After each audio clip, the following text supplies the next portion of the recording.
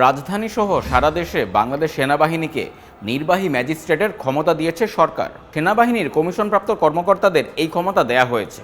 গতকাল মঙ্গলবার জনপ্রশাসন মন্ত্রণালয়ের এক প্রজ্ঞাপনে এ সিদ্ধান্ত জানানো হয়। এই সিদ্ধান্ত গতকাল থেকেই কার্যকর হয়েছে।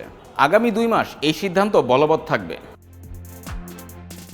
ফৌজদারি কার্যবিধির ধারা ৬৪, ৬৫, ৮৩, ৮৪, ৮৬, ৯৫ এর ২, ১০০, ১০৫, ১০৭, ১০৯, ১১০, ১২৬, ১২৭, ১২৮, ১৩০, ১৩৩ ও ১৪২ ধারার অধীন অপরাধগুলো আমলে নিয়ে প্রয়োজনীয় ব্যবস্থা নিতে পারবেন সেনাবাহিনীর বিশেষ নির্বাহী ম্যাজিস্ট্রেটের ক্ষমতা পাওয়া কর্মকর্তারা।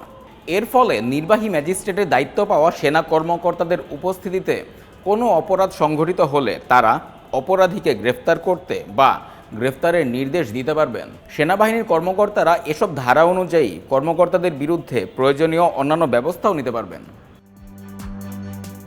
কোটা সংস্কার আন্দোলন ঘিরে ঢাকা সহ সারা দেশে সংঘর্ষ ছড়িয়ে পড়লে গত ১৯ জুলাই দিবাগত রাতে সারা দেশে সেনাবাহিনী মোতায়েন ও কারফিউ জারি করেছিল তৎকালীন সরকার।